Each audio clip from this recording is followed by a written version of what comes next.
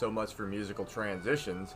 Alright, we're back at it. Got Elder Scrolls Online. We're bringing you the Warden Magicka DPS build, sort of like a rotation guide, all that stuff that you need to know. As a fairly beginner player, you don't have to have top of the line gear. You may want to run a few veteran dungeons and grab, like what I'm using in this video. I'm using Zan's Mask, and it's a fun build. I'd definitely say that. As you can see, I got the Betty Netch, the Eternal Guardian, and stuff. It's a cool little build, you know what I mean? But they kind of seem, all the Warden, DPS builds kind of seem redundant with the Scavenger that goes under the ground and, does your main AoE damage for it. There's a lot of positioning, as I'll show you later on in the video for that. So there it is, Zan's Mask. You're going to have one of these, light or medium. Say I'm wearing light armor, I want to have one medium and one heavy. That way I get the Undaunted Metal buff. It's right here. You want to make sure that you have that buff from that. The curse bonus is 2% once I unlock it, and then it's 4%.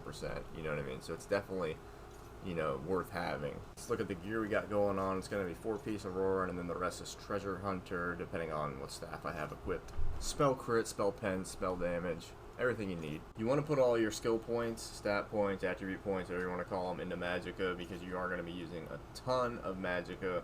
And you can see every skill here, except for Charging Maneuver, has pretty much Magicka as its cost. Animal Companions, max out the whole line, morph everything. For Winter's Embrace, grab Winter's Revenge, grab all your passive abilities, and then you're going to want to grab Mage Light from the Mage's Guild and transform it into Inner Light. And all that's for is for the spell crit rating you'll get from Major Prophecy. Sort of like Camouflage's Hunter Major Savagery, but you aren't using Stam or Melee, so you want to have the spell crit instead. Moving down here, Assault, you want to grab Charging Maneuver. You can grab Echoing Vigor, which is the skill above it, Vigor's morph, and that helps you kind of help as a backup healer or heal yourself during situations where your healer's going to be, CC'd or whatever the hell, or maybe, you just took a little bit of damage, or you're going into a phase where the healer's going to have, a little problem keeping you up, or the healer just has a lot of pressure on him, you know what I mean? You just want to throw some shit out there, Just make sure you're around people when you use it. Makes sense. You kind of get everybody a little heal there. Trap Beast, you can slot just for the extra 10% crit damage. Minor Force is a good buff to have if you don't have it from something else or another proc on your gear or any of that stuff. So just make sure you're being real efficient and you're not overlapping things, because you can't have two minor forces going at the same time. You can have a minor and a major, which is a 10% and a 20%, but you can't have two minors or two majors. I'm an orc. I got all the orc skills maxed, you know what I mean? Magicka, probably should have ran Breton or, something else, but, I do like, the way orcs move. They have a lot of speed and stuff, and that kind of helps with the positioning and everything in dungeons. You're going to want to have Divines on all your gear, and then, your weapon you want to have Precise, and then, add Magicka onto your gear for the, the manual Glyph enchant for your jewelry and your gear, and then you want to have Absorb, Magicka for your weapons. If you played a summoner character before, then you already know this, but you have to put your Eternal Guardian on both bars, because if you don't, this is what happens. I'm going to summon him real quick, and I'm going to switch to my bar where he's not slotted, and boom, he disappears. He won't automatically come back. I know skill suggests that, but just make sure you have it slotted on both of your bars. That way he doesn't disappear. Screaming Cliff Racer and Deep Fissure are going to be your main damage, but they kind of clash, I would say, on distance. So you want to make sure that you're kind of getting down, the distance. Deep Fissure, you have to be closer. Screaming Cliff Racer actually does more damage the further you are away. So when we cast, Deep Fissure, we want to cast it first, and then we're going to kind of want to back up as we're casting Cliff Racer to get to like the max distance to hit single target. And then the other one, you want to be casting Cliff Racer and then going towards the target, when you cast Deep Fissure. That way you're hitting as many mobs as possible. For Fetcher Infection, when you do cast it, you're going to want to cast it twice, because it has 50% more damage on the second cast. So just kind of pay attention to the back of your mind that, hey, okay, I'm casting it, cast it again, and then just remember that rotation, like 1-2, whenever you're casting on that single mob. Blue Betty, you're going to want to have that up all the time whenever you're in combat, so make sure it's part of your rotation every 20 to 25 seconds. Throw that up. Bird of Prey, you're just going to have slotted for the Minor Berserk, which increases your damage by 8%, and that's really nice, because if you didn't have that, you probably were wearing Slime Crawl's mask and shoulders. Make sure you have all your passes on both the Animal Companions and the Winter's Embrace skill lines. They definitely help out, whether it be survivability, recovery, or just group buffs. Make sure you have the ones that you need, and if you can dance around ones that you don't early on when you're leveling, and your lower skill points haven't quested as much, you can save a little bit. As you can see here, I don't have anything in green balance.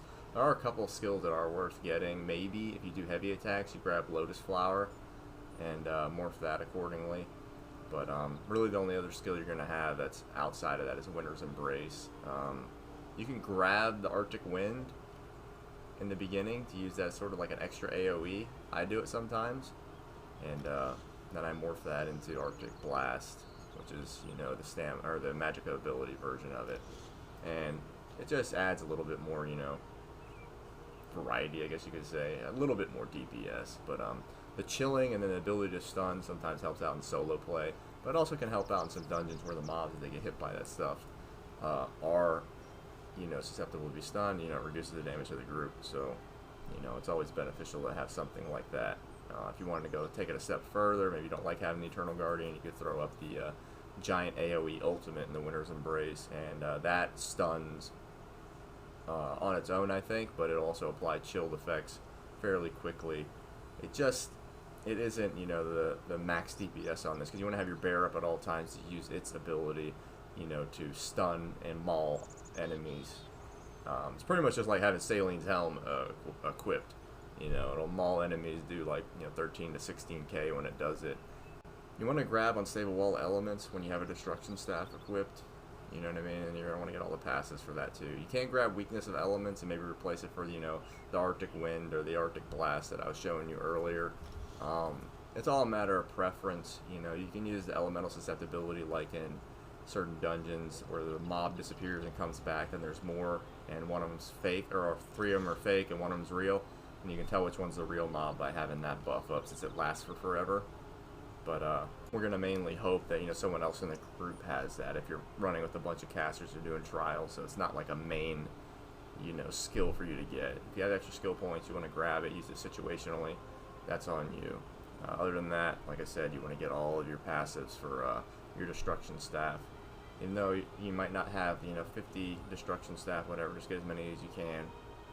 Because unlike some skill lines, these actually are relevant, through and through whenever you're DPS. Every single one of them benefits you. There's not one that reduces movement speed or something like that. It's just they're all relevant. Moving on to your armor skill line, you're going to have you wearing mostly light armor, and you're going to want to grab Harness Magicka, which starts off as annulment. It's an annulment morph, and that's going to allow you to regen some Magicka while giving you a damage shield, which is always nice for a little bit of survivability. So if you get a sticky situation, you can pop that, and then the Echoing Vigor I was telling you about, and kind of survive a little bit better, especially in the vet dungeons or things where it's unpredictable with the AoE. You're going to want to also grab all of your light armor passives, and then you can grab some of the medium armor and heavy armor, since you're going to be wearing one piece of each once you have excess skill points, because you're going to be wearing one piece of each, with your monster set helmets. And just make sure you're not grabbing the ones that require 5 pieces of medium or heavy armor to use, because they'll be pretty much worthless for you. So, you can grab just a little bit of that and just get a little bit of bonus out of weapon damage, movement speed, sand recovery, just little things that, just make your character just a little better than it would have been without them, And that's pretty much it for that. Crafting skills, you're going to want to have max everything in alchemy eventually. You can blacksmith, you can play with it, but I always get the hirelings, and this goes for clothing, enchanting, everything. I always get the hirelings and get the extraction, and then the tempering, or the thing that allows you to effectively increase stuff with tannins, metals, whatever. That way you can upgrade your gear without spending 100k extra in crafting supplies, especially with the jewelry. Okay, moving on to champion points. These are important because these are what really separate your character from, the level 50s. You want to have max Arcanist, and they can put in their Mooncalf, Tenacity, or Healthy, whichever you feel benefits your character the most. Tower, I don't have anything into Shadow. You can put stuff into Shadow Ward or Tumbling. Use your best judgment on that. Then when you move over to the Atronach, you're going to want to, separate your skills in between, I believe it's Elfborn, Elemental Expert, Spell Erosion. And then you're going to want to move on to the Atronach. I would start on Master at Arms for direct damage attacks. You know what I mean? That's a good one to do. Ritual, don't even worry about it. Then Steed, you're going to want to do Spell Shield, Ironclad, and Resistant. Ironclad being the most important out of those. And the Lady, you want to do Elemental Defender, Thick Skin, and Hardy, and then a little bit of light armor focus for that. The Lord you're going to stay away from because it's for mainly PvP slash, you know, heavy armor wearers. And that's pretty much it so far as your champion points go. It's fairly simple. You're going to have everything covered that way, and then you just use your best judgment whenever you're doing that. Let's go over to the dungeons, the actual rotations and stuff, and I'll show you on everybody's favorite boss, you know, the Banished Cells 1 boss. This is the first one you're going to come in contact with, so might as well start there, right? Alright, like I was saying, you know what I mean, when you're using your spells, you're going to want to change your distance, you know, as you're avoiding AoE, you're going to want to change your distance as you're casting and using, you know, your Deep Fissure and your bats to destroy stuff. So it's pretty much like you're going forward and backwards from the boss, you know what I mean, to get the most damage from your Cliff Racer. And you can also, you know, charge your weapons in the middle of combat if you need to do that. It's just a hard more boss, you know what I mean, who cares? That's pretty much it, you know what I mean, you're going to be cycling through everything, make sure you're catching your Fetcher Infection twice whenever you do cast it. You don't have to cast Mage Light, which is going to be Inner Light from the Morph or anything, but you're going to want to make sure you do keep your Blue Betty up. If you do feel like getting close, like on here I have the Arctic Wind, I'm pretty much killing the little ad that comes over and does extra damage in the dungeon for the boss or whatever, so I can't really get close enough to use it, but you're going to want to use that and get a little closer there. And then, other than that, I mean, it's a very simple rotation.